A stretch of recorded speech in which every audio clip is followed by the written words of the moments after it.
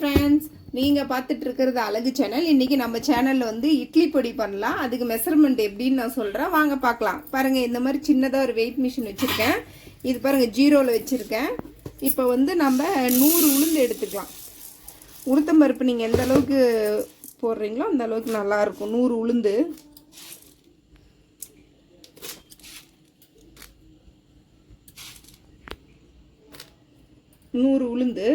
இதை எடுத்து ஒரு வந்து கடலப்பருப்பு வந்து 100 உளுந்துக்குன்னா 50 கடலப்பருப்பு.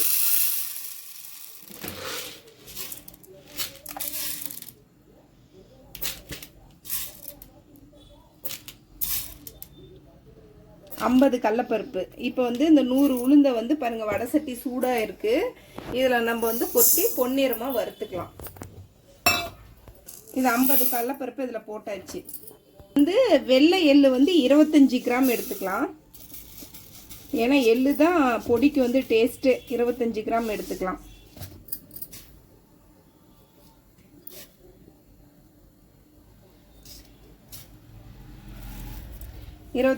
வெள்ளை எள்ளு நேரமாக வறுத்துக்கணும். சிம்மில் வச்சு தான் வறுக்கணும். நல்லா இதாகட்டும். இப்போ நம்ம எள்ளு எடுத்தாச்சு. இப்போ வந்து வரமிளகாய் எடுத்துக்கலாம். எள்ளை வந்து ஒரு கப்பில் கொட்டி வச்சுக்கலாம். இப்போ வந்து வரமிளகா 25 கிராம். வரமிளகா 25 கிராம். உங்ககிட்ட காஷ்மீர் மிளகா இருந்தாலும் எடுத்துக்கோங்க. 3ல் ஒரு பாகம் எடுத்துக்கலாம். காரம் அதிகமாக வேணும்னா 25 கிராம். 25 கிராம் வரமிளகா. 25 கிராம் வரமிளகா. இப்போ இதையும் எள்ளோட கொட்டிக்கலாம். இப்போ கருவேப்பிலை ஒரு 10 கிராம்.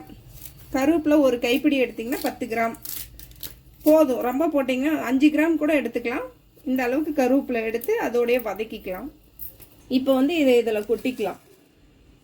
இப்போ வந்து கொஞ்சம் ஒரு சின்ன டிப்ஸ் சொல்கிறேன். இதில் வந்து நீங்கள் வந்து பொட்டுக்கல்லையும் சேர்த்துக்கிட்டிங்கன்னா கொஞ்சம் டேஸ்ட் நல்லாயிருக்கும். பொட்டுக்கல்லை ஒரு 25 கிராம் பொட்டுக்கல்லை போட்டுக்கலாம்.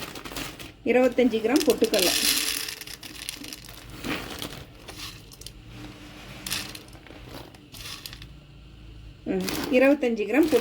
இது 4ஐயும் இப்போ பாருங்கள் என்னென்ன ஐட்டம்னு நான் உங்ககிட்ட காமிக்கிறேன். உளுந்து பாருங்கள், உளுந்து இப்படி வந்து எண்ணெய் விடாமல் வறுக்கணும். இட்லி பொடிக்கு உளுந்து 100 கிராம். 100 கிராம். கடலப்பருப்பு 50 கிராம். எள்ளு 25 கிராம். வரமிளகாய் 25 கிராம். இது கருவேப்பிலை 10 கிராம். பொட்டுக்கல்ல 25 கிராம். இவ்வளவுதான். கடைசியா நம்ம வந்து மிக்சியில் அரைக்கும் போது பெருங்காயம் உப்பும் நம்ம அரைக்கும் போது கலந்துக்கலாம். காமிக்கிறேன், வறுத்துட்டு காமிக்கிறேன். இப்படி பார்த்தீங்களா, நல்லா சிகப்பா வறுத்து எடுத்துக்கணும். இது ஒரு பாத்திரத்துல கொட்டிக்கலாம். இப்போ வந்து பருப்பு போட்டுக்கலாம். கடலப்பருப்பு இது நல்லா பொன்னிறமா வறுத்துட்டு காமிக்கிறேன். இப்போ வதங்கும் போதே நம்ம வந்து கருவேப்பிலையும் போட்டுக்கலாம். அந்த ஈட்லேயே இதாகிடும். கடலப்பருப்பு அது ஒரு ஈக்குவலம். ஏன்னா கால்வாசி வந்து கடலப்பருப்பு சிகப்பா ஆயிடுச்சு. அதோடய கருவேப்பிலை போட்டுக்கலாம். ஏன்னா பச்சை கருப்பு தானே போடுறோம். கொஞ்சம் வந்து வதங்கணும். வதங்கிடுச்சு, கருப்பு சிகப்பா வதங்கிடுச்சு. இதை கொட்டிக்கலாம். இப்போ வந்து நம்ம எள்ளையும் வரமிளகா ஒட்டுக்க போட்டுக்கலாம்.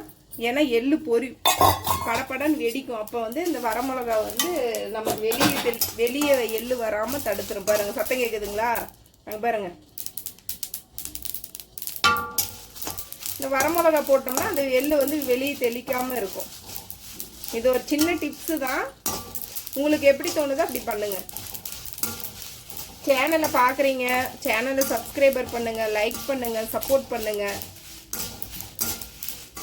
கமெண்ட். இட்லி பொடிக்கு வந்து வெள்ளை எள்ளு தான் டேஸ்ட்டே கொடுக்கும் உங்களுக்கு. இந்த மாதிரி ட்ரை பண்ணி பாருங்க. நல்லா இருந்தா கண்டிப்பாக கமெண்ட் பண்ணுங்க. இட்லி செம்ம டேஸ்ட்டாக இருக்கும். அர்ஜென்ட்டுக்கு இது ஒரு நல்ல இது பாருங்க. நல்லா இதாகிடுச்சு எள்ளு. வரமிளகாவும் நல்லா வதங்கிடுச்சு. ரொம்ப தீய விடக்கூடாது. இப்போ வந்து நம்ம எடுத்துடலாம். இதில் கொட்டிக்கலாம். இப்போ இதில் வந்து என்ன பண்ணணும், பெருங்காயம் போடணும். பெருங்காயம் இங்கே பாருங்கள், பெருங்காயம் கொஞ்சம், பெருங்காயம் தேவையான அளவு பெருங்காயம், கல்லுப்பு, கல்லுப்பு தேவையான அளவு கல்லுப்பு. இது வந்து ஆறுனதும் நான் உங்களுக்கு வந்து எப்படி அரைச்சி காமிக்கிறேன். ரொம்ப நைஸாகவும் அரைக்கக்கூடாது, ரொம்ப திரியாகவும் அரைக்கக்கூடாது, அரைச்சி காமிக்கிறேன். எதமான சூடு இருக்கு இல்லைங்களா, வடை சட்டி சூடாக இருக்கும், அந்த சூட்லேயே வந்து இந்த பொட்டுக்கல்லையை சும்மா ஏன்னா ஏற்கனவே வறுத்துக்கல்ல தான் இது, சும்மா அந்த சூட்லேயே கொஞ்சம் வறுத்துக்கலாம்.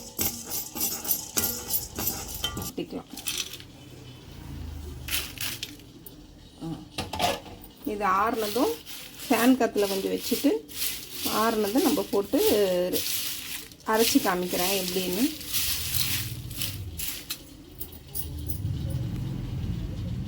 மிக்சியில் போட்டுக்கலாம். நான் சும்மா உங்களுக்கு செஞ்சு காமிக்கிறதுக்கோசரம் கம்மியாக பண்ணியிருக்கேன். இந்த சூட்டில் போட்டோம் இல்லைங்களா, அதனால இந்த பெருங்காயம் ஒட்டிக்கிச்சு.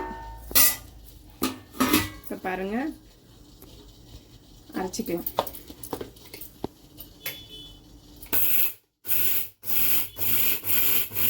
மாதிரி குறன்னு தெரியுதுங்களா, குறன்னு அரைச்சிட்டு இதை வந்து ஒரு பிளேட்டில் கொட்டி ஆற விட்டுறணும். உடனே நம்ம வந்து இதில் டப்பாவில் கொட்டக்கூடாது, ஒரு பிளேட்டில் கொட்டி ஆற விட்டுறணும். இப்போ பாருங்க, ஆறுனதுக்கப்புறம் வாசம் எப்படி அடிக்குது பார்த்தீங்களா, அந்த எள்ளோட ஃப்ளவர் வாசம் அடிக்குதா பாப்பா? பாருங்க, இது கொஞ்ச நேரம் ஆறுனதுக்கப்புறம் நம்ம ஒரு பாட்டிலில் போட்டு வச்சுக்கலாம். இது நீங்கள் 6 மாதம் ஆனாலும் கெட்டு போகாதுங்க. இந்த வீடியோ பிடித்திருந்தால் மறக்காமல் சேனலை சப்ஸ்கிரைபர் பண்ணுங்கள், லைக் பண்ணுங்கள், கமெண்ட் பண்ணுங்கள். இன்னொரு வீடியோவில் பார்க்கலாம். பாய்.